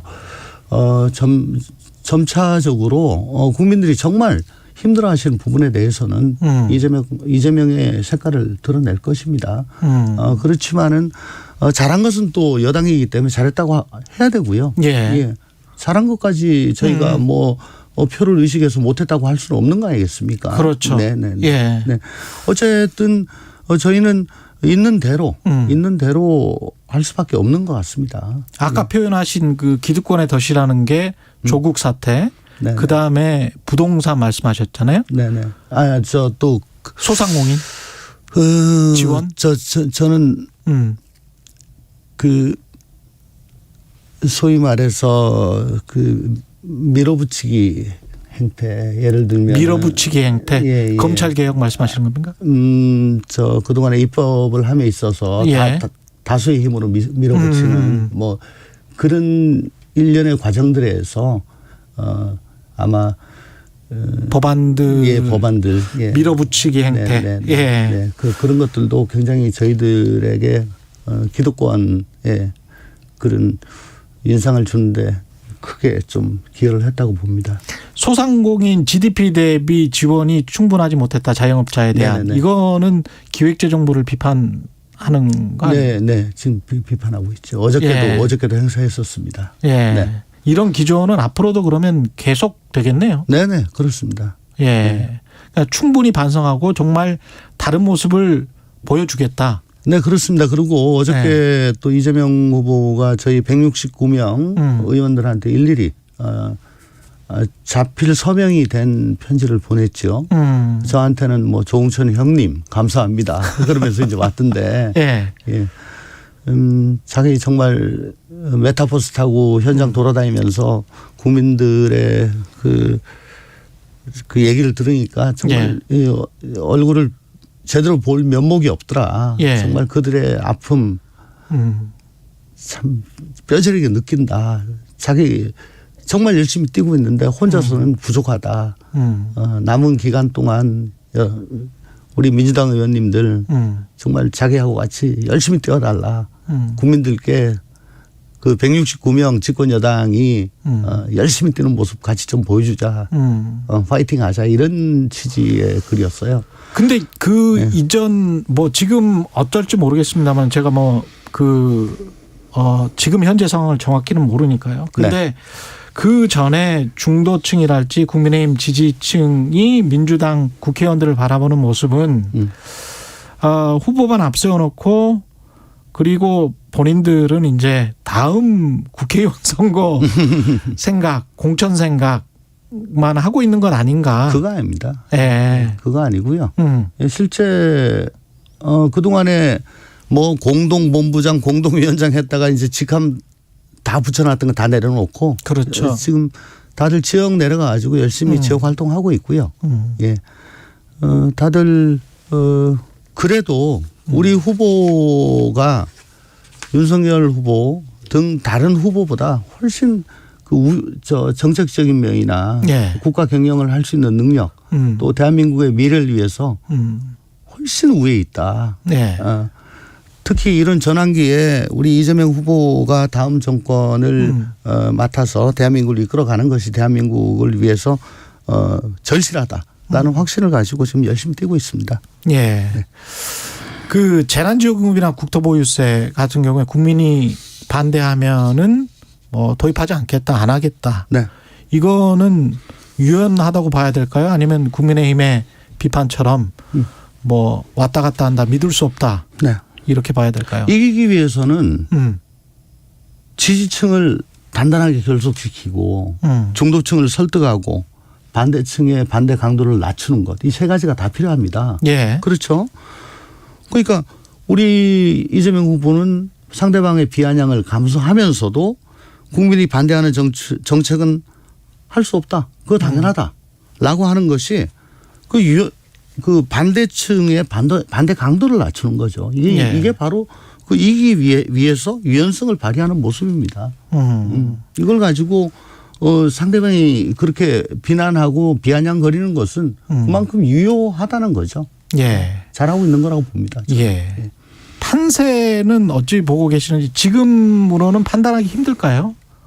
저희가 비상한 각오와 노력을 가지지 않으면은 굉장히 힘든 선거라고 저는 생각합니다. 굉장히 힘든 선거다. 예. 왜냐하면 구도 자체가 정권 재창출보다는 정권 교체가 아직도 훨씬 높기 때문에 네, 힘들다. 오늘 윤우진 전 세무서장 있지 않습니까? 네네. 그 구속 여부가 결정되죠. 오늘 영장 심사합니다. 영장 심사하죠. 네. 이 관련해서 윤석열 후보에 어떤 영향이 미치는 팩트가 나올까요? 어떻게 보세요? 저는 사실은 윤석열 후보의 지금 대표 상품이 공정과 상식이잖아요. 상식이죠. 네, 공정과 상식입니다. 근데 그 공정과 상식이란 것도 자기 본래의 것이 아니고 검찰총장으로 있으면서 법무부 장관 뭐 이런 쪽으로부터 부당한 탄압을 받고도 꿋꿋이 견뎠다.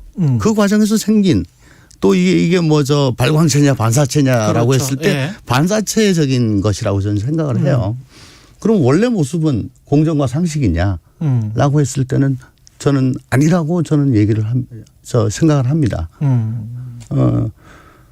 예를 들어 윤우진 전 서장이 과거 수사를 받게 됐을 때 변호사를 소개를 해줬냐 말았느냐가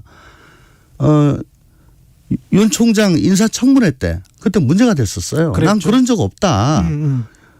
줄곧 얘기하다가 자정 무렵에 한 매체에서 뉴스타파에서 폭로를 했죠. 그때 음성 녹음이 나오고 난리가 났었습니다. 그랬죠. 완벽히 허위 진술을 했고 그때 그땐 증언을 하기 때문에 이거는 고발해야 되는 거 아니냐까지 했었죠. 저는 그때 법사위에서 간 나와가지고 청문회에 참가를 못했습니다. 자, 이렇게 선서를 하고 인사청문회 하면서 그렇게 허위 증언을 하는 사람이 이게 무슨 공정과 상식입니까? 저는 이것부터도 말이 안 된다라고 해서 어저께 저녁에 사실은 페이스북에 제가 올렸습니다. 국민들이 제대로 아실 건 아셔야 된다라는 취지에서 공정과 상식에 부합하지 않는 면이 있다면은 저는 국민께서 아셔야 된다는 측면에서 그런 것들은 좀 하나씩 제 SNS에 올릴 예정입니다. 예, 알겠습니다. 여기까지 하겠습니다. 말씀 감사하고요. 더불어민주당 조응천 의원이었습니다. 고맙습니다. 고맙습니다. 공정, 공익, 그리고 균형. 한 발짝 더 들어간다. 세상에 이익이 되는 방송. 최경영의 최강시사.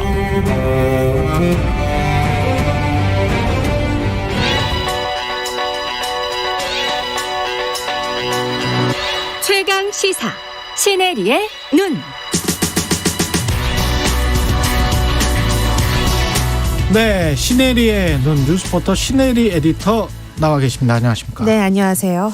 예, 오늘은 흥미로운 소식이네요. 네, 정치에 뛰어드는 독재자 자녀들 필리핀과 리비아 이야기 오늘 좀 해보려고 합니다. 리비아, 필리핀은 마르코스 생각나고 그렇죠. 리비아는 가다피 생각나고. 네, 딱 맞았습니다. 그 사람들의 자녀들이 이제 컸어요? 네, 커서 대선에 출마합니다. 아, 그래요? 네, 그래서 대통령. 그 생각해 보니까 나이가 꽤 있겠네요. 네, 맞습니다. 예, 자녀들이. 네, 그래서 이 둘 나라의 특징이요. 코로나19를 틈타서 이 권위주의자들의 영향력을 굳히고 있다. 지금 이렇게 외신들이 보도를 하고 있는데요. 일단 필리핀부터 보면 이 독재자 마르코스의 아들이 지금 여론조사 1위를 달리고 있어요. 강력합니다. 언제 여기는 선거합니까? 내년 5월에 이 대선, 총선, 지방선거 모두 같이 치릅니다. 네, 근데 또 재밌는 점은 이 마르코스 아들이 현직 두테르테 그 대통령의 딸을 러닝메이트로 지목했어요. 근데 이 딸이요. 두테르테도 상당히 독재적인 모습을 보였잖아요. 맞습니다. 그 범죄 이런 범죄자들 잡겠다고 하면서 무고한 시민들을 좀 학살하고 뭐 이런 논란들이 있었죠. 근데 그 대선 전에 그 두테르테 딸이 지금 사실 그 필리핀의 남동부 지역의 다바오라는 도시가 있는데 거기 시장입니다. 근데 이 대선에 출마도 안 했는데 여론조사에서 계속 1위를 달리고 있었어요. 마치 우리나라 박근혜 대통령처럼 그냥 그 지지 세력이 있었습니다. 그런데 이제 이번에 그 대선에서는 마르코스 아들이 딱 나오면서 러닝메이트로 딱 지목하면서 오히려 이제 다시 두테르테 아들이 여론조사 1위로 지금 딱 올라온 거거든요. 마르코스는 아시는 분은 아시겠지만 모르시는 분을 위해서 좀 설명을 해주세요. 네.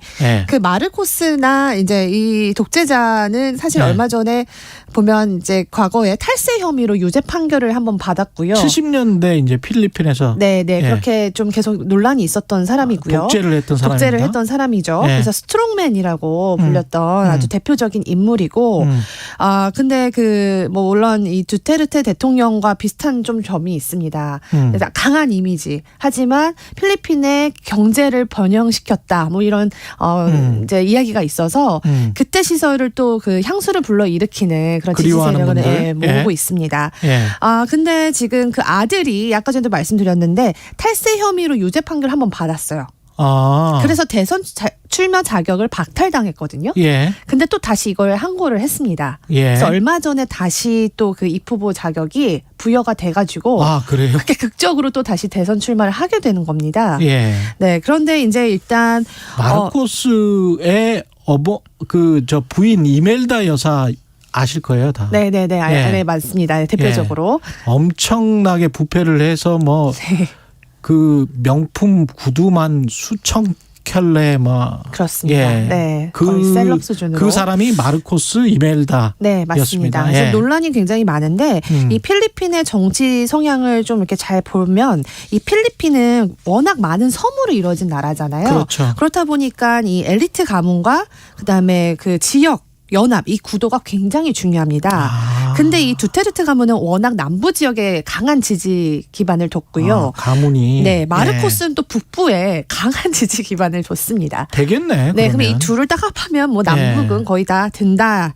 그래서 요렇게 돼서 이제 독재자의 시대를 다시 열어가겠다. 이제 이렇게 이야기를 하는 거고요. 국민들이 그렇게 선택을 하면 어쩔 수가 없죠. 네. 그 리비아 같은 경우는 어떻습니까? 리비아는 지금 이제 말씀드렸듯이 그 카타비의 아들 이름이 사이프 알 이슬람인데 이게 이제 이슬람의 칼이란 뜻입니다. 예. 오늘 24일에 대선을 치릅니다. 예. 아버지가 이제 축출된 지 10년 만에 아들이 나왔는데요. 이 아들도 사실은 그 문제가 있었습니다. 아버지의 퇴진 요구를 했던 시위대를 폭력을 했어요. 예. 그래서 그 행사에서 유죄 판결을 또 한 번 받았단 말이죠. 그래서 이 사람도 지금 사실은 대선에 출마하느냐 마느냐 굉장히 논란이 많았었는데 그럼에도 출마를 하기로 했고 지금 리비아에서는 사실 10년 동안 그동안 내전이 굉장히 계속 이어지고 있었잖아요. 예. 그러니까 경제가 한번 무너졌고 그 과거 독재 시절이긴 했지만 그 석유 수출로 인한 경제적 부를 한번 혜택을 했었습니다. 예. 그래서 그때 향수를 또 자극하는 겁니다. 독재였지만 그때는 우리가 또 잘 살았고 평화로웠다. 근데 그 10년 전에 가다피가 그렇게 네. 사실은 굉장히 나쁜 짓을 많이 했고요. 가다피도. 맞아요. 네. 예. 근데 그 너무 기억이 생생해서 네. 여기는 좀 지지가 그래도 많습니까? 맞습니다. 예. 네. 물론 거기에 대적하는 예. 인권 운동가들이 더 많고 지금 좀 어려울 수도 있다라고 하는데 그럼에도 불구하고 최근에 코로나를 또 그 계기로 경제가 굉장히 좀 어렵거든요. 그래서 그 부분에 있어서 계속 좀 지지 세력이 결집하는 그런 모양새를 갖고 있지만 BBC에서는 아직까지 그 독재에 대한 국민의 그 기억이 생생하기 때문에 어려울 수도 있다. 이렇게 전망을 하고 있더라고요. 그러니까 필리핀이랑은 좀 상황이 다르네요. 좀 다릅니다. 그래서 예. 필리핀은 좀 가능할 것 같고 예. 리비아는 아무래도 국민들이 그 기억이 너무 아직 생생하게 남고 독재에 대한 반감이 있기 때문에 어려울 거다라는 전망인데요. 사실 외신이 얼마 전에 워싱턴 포스트에서 이 전두환 씨의 사망을 보도하면서 한국에서 마지막 독재자가 사망했다 이렇게 보도를 했습니다. 그래서 이걸 보면서 우리나라는 그나마 다행인 게 독재자의 자녀가 다시 대선에 나오는 일은 없지 않을까 싶습니다. 신혜리의 눈, 신혜리 기자였습니다. 고맙습니다. 네, 감사합니다. 예, KBS 1라디오 최경영의 최강시사 2부는 여기까지입니다.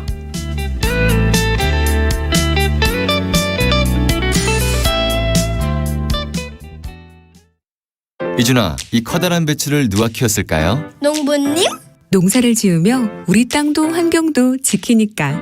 와, 사과가 열려있네. 너무 맛있어요. 우리의 먹거리를 안전하게 키우니까. 마을이 깨끗하네. 이준아, 우리도 여기서 살까? 네! 깨끗한 마을, 소중한 공동체를 이어가니까. 건강하게 지켜주셔서, 안전하게 키워주셔서, 소중한 걸 이어주셔서 고맙습니다. 공익직불제, 모두를 위한 농업 농촌을 지켜갑니다. 이 캠페인은 농림축산식품부와 농산물품질관리원이 함께합니다. 우리 생활에 유용하게 쓰이지만 폐기물을 남기는 방사선. 누군가 해야 하지만 아무나 할 수 없는 일. 방사성 폐기물 관리. 더 세심한 관리로 아이도 환경도 안전하게. 방사성 폐기물은 관리가 중요합니다. 방사성 폐기물을 안전하게 관리하는 한국원자력환경공단. 잠시 후 8시 반부터 일부 지역국에서는 해당 지역 방송을 보내드립니다. 손이 시려워 발이 시려워 겨울바람 때문에 아무리 추워도 여러분의 자산은 꽁꽁 얼면 안 되기에 오늘도 홍사원의 경제쇼는 바른 정보만 준비하겠습니다. 오후 4시 5분 홍사원의 경제쇼 꼭 기억해 주세요.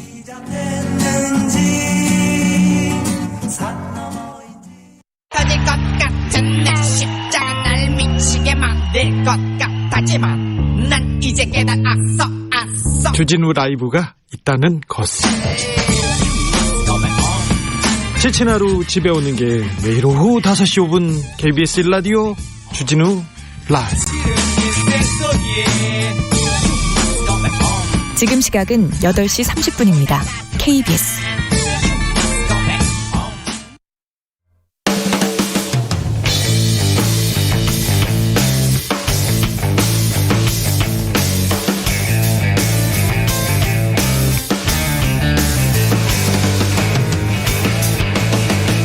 최경영의 최강 시사. 네, 정부가 내년 2월부터 청소년을 대상으로 한 방역 패스를 적용한다고 밝히면서 논란이 거셉니다. 정부와 전문가들을 믿고 접종해도 된다고 독려하고 있습니다마는 일부 학생 학부모들은 백신 부작용을 우려하고 있고요.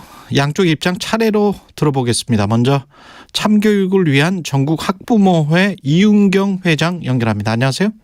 네, 안녕하세요. 예, 내년 2월부터 청소년 방역 패스가 적용되는데 이렇게 되면 이제 내년 2월까지 백신을 2번 맞아야 된다. 그래야 뭐 학원에도 갈 수 있다. 뭐 이런 이야기잖아요. 네. 예, 학부모나 학생들은 어떻게 생각합니까? 사실 말로는 이제 자율 접종이라고 그렇게 권장한다고 하면서 예. 이번 방침이 실제로는 강제 접종이라고 저희는 보고 있어요. 사실상 강제 접종이다. 네, 그렇죠. 예. 네, 왜냐하면 이제 백신을 맞지 않으면 청소년들이 주로 이용하는 뭐 학원이나 독서실, 스터디 카페처럼 이제 거의 모든 시설을 다 이 방역 패스 시설로 지정을 했잖아요. 예. 네, 그래서 이거는 결국에는 이제 강제 조치라고 생각을 하는 거죠. 이게 강제 접종이다. 그런데 이제 그게 학생들 입장에서는 10대들이지 않습니까? 네. 실익이 별로 크지 않다. 이렇게 생각을 하시는 건가요? 네, 왜냐하면 학생들은 이제 대부분 무증상 감염이라고 생각을 하고 있고요. 지금 자료를 보니까 10대는 사망자가 0명이더라고요. 네, 그래서 혹시 이제 확진이 되더라도 증세가 없이 지나갈 거다라고 대부분 생각을 하고 있어요. 예. 네, 그리고 청소년을 제외하고 이제 가족의 대부분이 다 2차 접종까지 완료했기 때문에 예. 네, 청소년이 어떤 그 감염을 확산시키는 그 매개체가 될 거라는 생각은 별로 안 하고 있거든요. 그렇습니다. 그렇게 생각할 수도 있을 것 같습니다. 근데 초기에 이제 코로나19 바이러스가 퍼질 때 손자가 감염돼서 할아버지에게 옮기면 할아버지 할머니가 치명적이다. 이런 이제 이야기들을 과학자들이 많이 했는데 실제로 통계에도 사실은 80세 이상은 12%가 치명률이 넘어요. 확진자 수 대비 사망자는 10대는 10세부터 19살까지는 0이죠. 0이어서 이게 어떻게 봐야 될지 모르겠습니다. 그 무증상으로 공동체 감염될 수도 있긴 하잖아요. 네, 근데 지금 전 국민의 80%가 접종을 완료했잖아요. 예. 예, 그리고 노인분들 같은 경우 부스터샷까지 맞고 있는 상황에서. 네, 그 당시에 얘기했던 손주에 의해서 분들이 감염된다라는 것을 그대로 적용할 수는 없는 거죠. 돌파 감염이나 이런 것들을 생각한다면 어떻게 보세요? 돌파 감염에 대해서 얘기를 한다면 예. 그야말로 청소년들이 모두 접종을 해도 돌파 감염은 있지 않나요? 그렇게 되니까 어차피 백신을 맞아도 돌파 감염이 있다면 그러면 어쩔 수 없는 거 아니냐. 그러면 청소년들은 맞을 필요가 없는 거 아니냐 이런 생각이시네요. 예. 그러니까 그거는 개인의 선택으로 둬야 된다라는. 개인의 선택으로 둬야 된다. 예. 왜냐하면 이게 그동안 나왔던 이제 백신 부작용 사례들이 그 성장기에 있는 청소년에 대해서는 사실 데이터가 많지가 않잖아요. 예. 네, 부모들이 걱정하는 건 그거거든요. 결국 부작용을 걱정하는 거겠죠, 그죠? 그렇죠. 예. 백신에 대한 안전성이 아직 검증이 안 됐고, 그리고 부작용 부분에 대해서는 국가가 책임지는 게 아니라 결국 다 개인들의 책임으로 가고 있어서 이게 어떤 인과성을 입증하는데도 개인들의 노력이 필요한 건데. 그렇죠. 그러면 이거는 개인의 선택으로 둬야 된다라는 거죠. 부모. 예. 일리가 있습니다. 근데 이제 그 미국 질병예방통제센터 있지 않습니까? 질병통제예방센터. 여기 연구에 따르면 화이자 백신 2차 접종 뒤에 12세부터 17세까지 심금염 발생이 100만 회 중 54회에 그친다. 그러면서 이제 미국이나 다른 나라들도 이걸 맞는 게 낫다는 식으로 이야기를 하고 있고요. 그래서 이게 과학적으로는 나중에 또 이재갑 교수에게 여쭤봐야 되겠습니다만은 오늘 뉴욕시 같은 경우도 그 일반 시설에 근무하는 상업 근로자들 같은 경우도 맞아야 된다라고 강제를 해버렸더라고요. 그래서 상황이 정부나 과학자들이 보는 상황과 일반 시민들이 보는 상황이 좀 약간 다른 것 같기도 하고요. 네. 근데 지금 이제 두 가지를 말씀을 드리겠는데. 예. 그게 뭐 1000분의 1, 뭐 10,000분의 1의 확률이더라도. 예. 그 부모들이 생각하기에 내 아이가 만약 그 한 명이 됐을 때는 그건 100%의 확률인 거잖아요. 그렇습니다. 그래서 예. 네. 어른들은 뭐 부작용이 있거나 예를 들어서 뭐 그런 안 좋은 일이 생기더라도 나는 괜찮아. 하지만 그 아이한테만은 안 돼라는 마음이 제일 강한 거고요. 예. 예. 그리고 이제 다른 나라가 그렇게 방역을 강제하는 것으로 가고 있다라는 추세는 저도 들었는데. 예. 네, 유럽이 지금 제일 강하게 그 정책을 시행을 하고 있다고 들었어요. 근데 거기에서도 그 아동 청소년에 대해서는 제외를 하고 있거든요. 예. 예, 강제를 하지 않는데 우리나라는 그 강제하고 있다라는 것만 얘기를 하고 아동 청소년은 제외하고 있다라는 부분은 정보를 또 공유를 안 해주는 것 같아요. 예. 네, 그래서 이렇게 아동 청소년에게까지 강제하는 나라는 없는 걸로 알고 있습니다. 예. 그렇습니다. 사실상 이거는 학원이나 다른 곳들을 갈 수 없게 하는 거는 사실상 강제하는 것이 아니냐 이런 이제 입장이시고 어떤 절충점 같은 거는 혹시 없을까요? 학부모들과 정부가 사실상 이건 강제를 하고 있는 건데 백신 접종과 관련해서는 그냥 개인 선택으로 맡겨야 된다는 게 학부모님들의 일반적인 보편적인 주장이다. 네, 이게 워낙에 서로의 그 다른 의견이라서 절충을 할 수 있을까 좀 그 절충점이라는 건 어려울 것 같은데요. 예.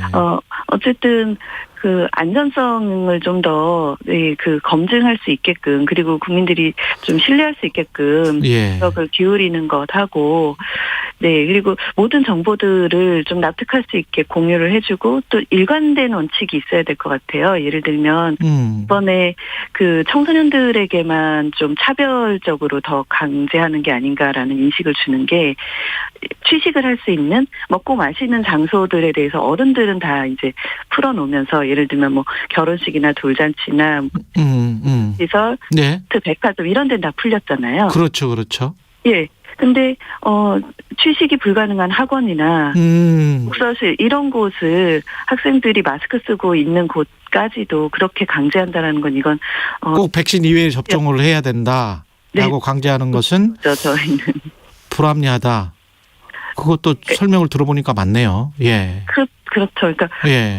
전 국민에게 똑같이 적용되고 이게 이렇게 먹고 마시는 것은 위험해라는 그런 논리로 그렇게 납득할 수 있게끔 알겠습니다. 한다면 가능한데 이거는 알겠습니다. 네. 예, 여기까지 들어보겠습니다. 감사합니다. 말씀. 예. 네, 감사합니다. 예, 참교육을 위한 전국학부모회 이윤경 회장이었고요. 이어서 한림대학교 강남성심병원 이재갑 교수와 연결해 보겠습니다. 안녕하세요. 네, 안녕하세요. 예, 안녕하십니까. 일단 뭐 다 들어보셨죠, 지금? 이윤경 회장 이야기는요. 뭐 다는 못 들었지만 뒷부분 얘기는 들었습니다. 예. 예, 요지는 아동 청소년에게 강제하는 나라는 없지 않느냐.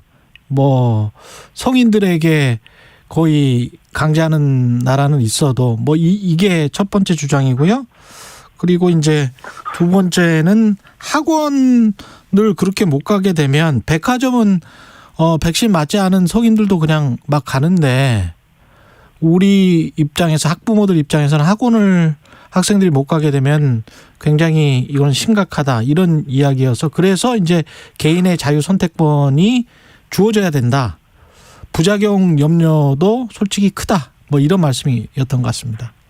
제가 사실 뭐 그런 내용에 대해서 논쟁을 벌일 상황은 아니라고 보고요. 예. 다만 백신 접종이 필요한지를 말씀드리는 게 더 우선이라고 생각은 하는데요. 저도 학부모입니다. 저도 아들만 셋이고요. 14살, 15살, 17살 아들의 아빠거든요. 근데 뭐 감염됐다고 하니까 애들 보고 강제로 맞으라 이런 적 없고요. 애들한테 접종할 거냐 물어봐서 나도 접종하고 싶다. 나도 안전하게 살고 싶다. 애들이 원해서 접종을 시켰거든요. 근데 솔직히 지금 이제 뭐 이상 반응과 관련된 부분에서 이제 소아청소년에서 제일 걱정하는 거는 주로 심근염과 관련된 이상 반응들이 제일 많잖아요. 예. 근데 빈도가 지금 16세, 17세에서 제일 많거든요. 근데 저희 아들 큰 아들이 17살이니까 일단은 그래서 예방접종했고 또한 어떻든 이제 심근염에 의한 그 이상 반응 같은 경우에는 대부분 조기에 회복되고 중증으로 진행하지 않는다라고 우리나라나 미국이나 결과에서 나온 상황입니다. 게다가 사실 소아청소년 같은 경우에 코로나에 걸렸을 경우에 단순히 가볍게 앓고 지나가는 경우가 대부분이기는 하지만 다기관염증 증후군이라 그래서 이제 심근염을 포함한 이제 전신의 여러 장기의 염증이 침범하는 경우들도 이제 미국이나 이런 데 꽤 발생을 했거든요. 그럼 거기서 생기는 심근염 같은 경우는 이제 백신에 의해서 생기는 심근염보다 훨씬 오래 가고 가끔은 중증으로 가는 경우도 사실 있는 상황이기 때문에 여러 가지 이유에서 그러니까 코로나에 걸리기보다는 백신 접종을 통해서 안전하게 아이들이 살 수 있게 하는 게 훨씬 더 도움이 되고 또 아이들의 등교 수업이라든지 이런 부분에는 분명히 필요하다는 부분들을 더 말씀드리고 싶습니다. 그러니까 정부에서 이야기하는 학생 보호, 과학자들이 이야기하는 학생 보호라는 건 결국 학생들이 백신을 맞는 게 10대들이 백신을 맞는 게 학생 건강을 위해서도 훨씬 낫다. 이거네요. 요약을 하면. 예, 그렇습니다. 일단 그리고 델타 변이가 유행을 하고 난 다음에 이제 미국에서의 그런 그 코로나19에 의한 청소년의 감염 양상도 많이 바뀌었거든요. 예. 그래서 지금 백신 미접종자하고 접종자의 입원율을 비교하면 미접종자에서 입원율이 거의 10배 이상 올라갔습니다. 그러니까 델타 변이 이전이었으면 그래도 뭐 좀 어떻게 자율적으로 사실 지금 접종 방역 패스 자체도 자율적인 접종인 거지 강제하고 있는 건 또 아니거든요. 그렇죠. 예. 예. 그리고 이제 개인의 이제 책임이라는 부분인데 방역 패스라는 부분도 접종을 안 한 분들에게 있어서는 검사 음성을 확인하면 참석이 가능하게 해주고 있거든요. 예. 그러니까 강제 조치라기보다는 미접종자한테 책임을 이제 묻는 거일 수도 있는 거거든요. 본인이 미접종을 하셨으니까 그에 대해서 다른 사람도 안전하게 살 수 있게 검사를 받아주십시오. 라는 부분이 해당되기 때문에 지금의 소아청소년의 방역 패스도 강제화는 절대로 아니고요. 백신 접종에 강제를 하는 국가들은 이런 식으로 강제하지 않습니다. 그러니까 벌금을 내게 한다든지 아니 미접종자는 집 밖에 못 나오게 한다든지 또 이런 형태로 하고 있거나 아니면 아예 이제 검사를 다 유료화시킨다든지 또는 치료비를 유료화하는 형태로 이제 백신 의무화를 시키는 상황이지 이런 식으로 방역 패스를 적용하는 부분에 있어서는 그런 부분에 가덜 강제화를 여기고 있지는 않거든요. 다른 국가에서도요. 그러니까 성인들이 우리가 뭐 헬스클럽 자주 가고 그거 좋아했던 사람들 같은 경우에 백신을 맞지 않으면 한동안 못 갔지 않습니까? 네. 그런 것과 비슷하게 이해가 되네요. 이게 학원 문제도 결국은 그런 거네요. 근데 이제 학부모들은 10대고 학생들이니까 학원을 꼭 필수적으로 가야 되는데 사실상. 근데 그게 이제 안 맞으면 뭐 아무래도 불편하지 않느냐. 그리고 학원을 못 가게 되지 않느냐. 그런 생활의 불편을 호소를 하시는 거고 그다음에 이제 학습권을 침해하지 않느냐. 그게 이어지지 않느냐. 학습권 침해 부분들도 맞으면 갈 수 있잖아요. 맞으면 갈 수 있다. 음성이어도 갈 수 있고요. 예. 그러니까 학습권을 침해했다기보다는 안전하게 학습할 수 있는 방법을 정부 차원에서도 그렇고 전문가들도 이야기를 드리는 거라고 좀 받아들였으면 좋겠다는 생각을 하고 있거든요. 청소년 백신 접종률 같은 경우에 해외에서도 이렇게 권고를 많이 하고 있습니까? 미국 같은 경우는 강력하게 권고를 하고 있죠. 그래서 지금 10에서 17세 연령이 한 60% 정도가 접종을 한 상황이고요. 예. 5세에서 11세도 접종이 시작됐는데 천천히 올라가고 있지만 지금 한 20% 정도 5에서 11세도 맞고 있고요. 예. 또한 이제 유행이 심했어서 백신 접종을 강화했었던 유럽의 국가들도 뭐 지금 스페인 같은 경우에 거의 80% 정도의 접종하고 있고 이탈리아나 프랑스도 한 60% 정도 접종을 하고 있거든요. 예. 그러니까 많은 국가에서 소아청소년에 대해서 뭐 접종을 상황이고 그 이유 중에 하나는 그러니까 코로나 초기부터 가장 그 학습의 피해, 그러니까 등교 수업이라든지 학교 수업의 피해를 가장 많이 본 세대가 청소년들이거든요. 학교를 못 나가거나 이런 일이 많아서 또 학교 수업을 정상화시키려는 목적으로 접종을 이제 강조하고 접종을 계속 프로모션하고 있거든요. 단순히 애들한테 접종만 시켜서 뭐 접종 마저도 큰 이득도 없는데 맞아 이런 식의 접종을 하고 있는 건 전혀 아닌 국가들입니다. 그러네요. 생각해보니 또 그 접종을 한 학생들은 그럼 뭐 그 불이익을 받는 것도 아니고 지금 상황 자체에서 부작용을 그 정도로 의심할 거는 아니라는 말씀이잖아요. 네, 그러니까 국내 이제 이상 반응 보고도요. 지금 18세 미만의 이상 반응 보고가 전 연령대 중에 가장 적거든요. 중증 이상 반응에 대한 발생 신고, 이건 또 신고니까 실제로 인과관계가 있는 경우까지 확인되지 않았지만 신고 사례도 다른 연령에 비해서 제일 낮고 중증 이상 반응 발생도 제일 낮은 상황입니다. 그렇군요. 예, 정부나 과학자 의사분들이 잘 설득을 하셔야 될 것 같은데, 네. 예, 마지막으로 좀 그 첨언을 좀 해주십시오. 일단 뭐 부탁드리고 싶은 거는 그러니까 백신 접종을 강제화하려고 하는 부분들이 아니라 지금의 상황이 소아청소년들한테도 상당히 위험한 상황이라는 겁니다. 지금 전체 감염자 22%가 소아청소년에 나오고 있는 상황인데다가 또 중증 감염자도 델타 이후에 꽤 발생하고 있거든요. 지금의 예방접종은 소아청소년의 안전을 위해서 또한 등교 수업을 보장하기 위한 방법이라고 생각해 주시면 정말 고맙다고 생각이 들겠습니다. 예, 오늘 말씀 잘 들었고요. 한림대학교 강남성심병원 감염내과의 이재갑 교수님이었습니다. 고맙습니다. 네, 감사합니다. 예, 김은민 님은 이런 말씀하셨네요. 백신 선택권조차 없는 영유아는 외출도 못하고 집에만 있습니다. 청소년들에게 백신 접종 선택권을 준다는 것에는 반대하지 않으나 청소년이 여기저기 다 돌아다니면서 다른 사람들에게 피해를 준다면 반대인 거죠. 이런 말씀하셨고요. 정용수 님은 강제하지 말고 자율적으로 했으면 합니다. 이런 말씀하셨습니다. KBS 1라디오 최경영의 최강시사 듣고 계신 지금 시각은 8시 46분입니다. 이 시각 출근길 교통정보입니다. 오늘도 방어운전 부탁드리겠습니다. 출근길 교통량은 그렇게 많지 않았고요. 지금은 이 정체도 풀려가고 있는데 사고가 많이 나고 있습니다. 수도권 제1순환고속도로 판교에서 구리 쪽입니다. 앞 시간 성파 부근에서 사고가 있었고요. 지금은 성남 부근에서 사고를 처리 중이라 판교 분기점에서 성남 쪽으로 구간 정체입니다. 반대는 퇴계원에서 상일까지 막히다가 하남 분기점 일대 또 서하남에서 성파 쪽으로 속도가 뚝 떨어져 있습니다. 서울시내 올림픽대로 하남 쪽인데요. 천호대교에서 암사대교 쪽의 정체 사고 때문이고요. 공항 쪽으로도 잠실대교에서 사고를 처리하면서 천호대교부터 영향을 받고 있습니다. KBS 교통정보센터였습니다.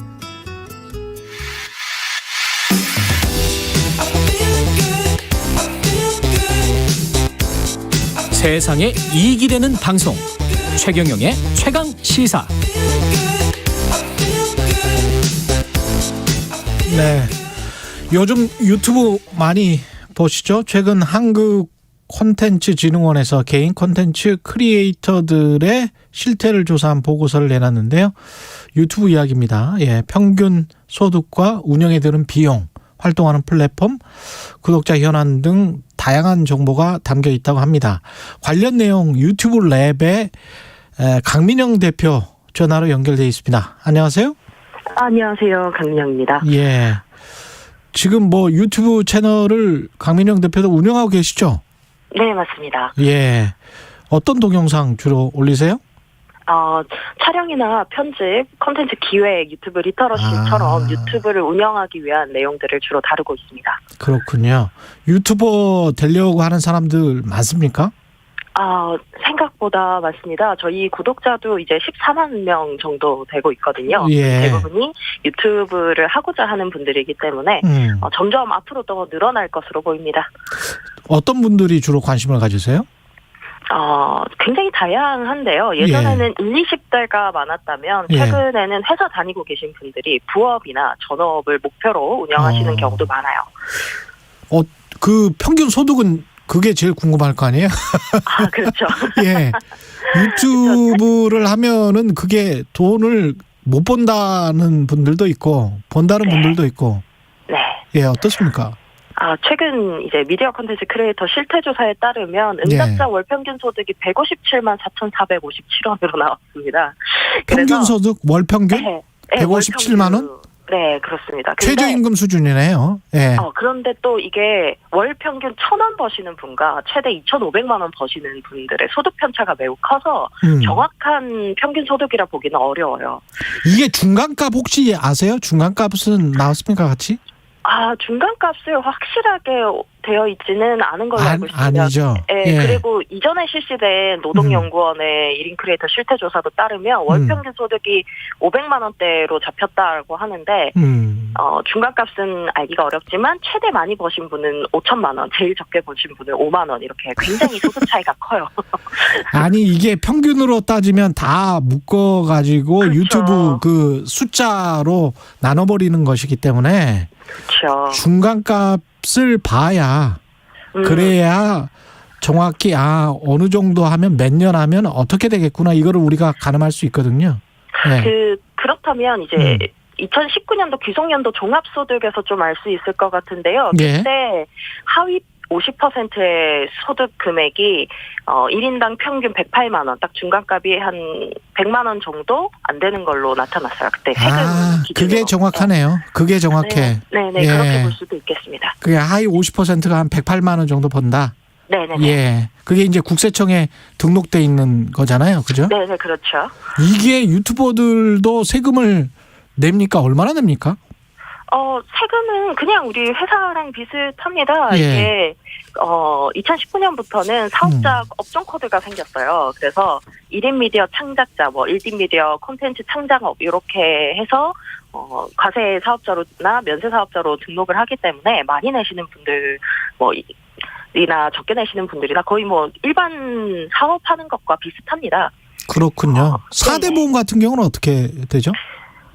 이게 아무래도 MCN이나 회사에 고용되어 있는 형태의 크리에이터들은 회사 차원에서 세금을 당연히 내고 있는데 이게 부업 개념이나 이제 막 1인 사업자로 등록을 하신 경우에는 아무래도 4대 보험 가입을 잘 안 하시는 것 같습니다. 왜냐하면 그 산재보험이나 고용보험은 의무가입 사항이 아니니까 그러네요. 안 하시기도 하고 잘 모르시는 경우도 많이 계세요. 예, 전업 크리에이터는 와 부업으로 지금 하시는 분들은 그 비율이 어느 정도나 되나요? 보통 실제로는 부업 비율이 훨씬 높을 것으로 예상이 그렇죠. 됩니다. 왜냐하면 월 평균 소득을 계속적으로 받을 수 있는 형태의 소득이 아니기 때문에요. 부업이 훨씬 더 높을 겁니다. 이게 어느 정도 수준이 돼야 그러니까 구독자 수랄지 아니면 뷰 수랄지 이걸 보고 이 사람은 어느 정도 벌 수 있다 이게 가늠이 되나요? 측정이 되나요? 사실 구독자 수 자체로는 이 사람이 한 달에 어느 정도 버는지 알기는 어렵습니다만 조회수로는 대략적으로 가늠할 수는 있습니다. 저희가 영상을 틀면 조회수에 광고가 붙잖아요. 영상 중간 끝으로. 그때 광고를 보시는 분들을 추정하여서 이 사람 어느 정도 벌겠구나 추정은 가능한데 그 추정의 범위도 굉장히 오차가 많아요. 오차 범위가 굉장히 큽니다. 그래도 대략적으로 구독자가 한 10만 명 정도고 월 평균 조회가 500만 뷰 이상으로 나오면 한 달에 100만 원 이상을 벌지 않을까로 추정할 수 있습니다. 이야, 월 평균 500만이면 정말 열심히 노력해야 될 것 같은데. 그럼요. 이게 조회수가 높다고 해도 저작권 문제라든가 해외 분들이 영상을 본다든가에 따라서 편차가 매우 많이 달라져요. 그래서 굉장히 열심히 해야 비용을 벌 수 있습니다. 하루에 10만 이상 한 20만 원 봐야 월 평균 500만을 보는 거 아니에요? 그죠? 100만 원 정도를 100만 원 이상. 그럼 사실은 고작 100만 원 버는 거네. 그 편의점 알바보다 훨씬 더 지금 못 버는 거 아니에요? 그렇게 되면. 네, 이게 편차가 워낙 크다 보니까 이게 평균적으로 버시는 분들은 이제 아르바이트 개념으로 보시는 게 좋고요. 많이 버시는 분들은 또 그때 세금 조사 때 보니까 상위 1%는 6억 정도 연봉으로 벌어 가신다라고 하거든요. 워낙 이게 편차가 커서 그렇습니다. 이게 그 미디어 크리에이터 이게 콘텐츠를 계속 창작하는 게 힘들지 않습니까? 그렇습니다. 이게 창작 시간도 확보해야 되고요. 본업이 아니니까. 그리고 계속해서 새로운 콘텐츠를 만들어내야 된다는 압박감들도 있습니다. 게다가 이게 콘텐츠 제작해서 나중에 피드백하고 뭐 이런 것들이 시간이 굉장히 많이 걸릴 텐데요. 맞습니다. 이게 시간과의 싸움이라고 해도 과언이 아니에요. 저만 하더라도 보통 이제 짧게 기획하는 경우는 하루 이틀, 길게 걸릴 때는 6개월씩도 걸립니다. 그러다 보니까 품이 좀 많이 들죠. 기획, 섭외, 구성, 편집 이게 만만히 볼 게 아니에요. 네, 맞아요. 그리고 이제 구독자 수를 늘리기 위해서 좀 이렇게 반칙이라고 해야 되나요? 그러니까 좀 너무 선정적인 거를 올린다거나 이것도 좀 문제가 있는 거거든요. 사회적 문제를 또 야기시킬 수가 있거든요. 그렇죠.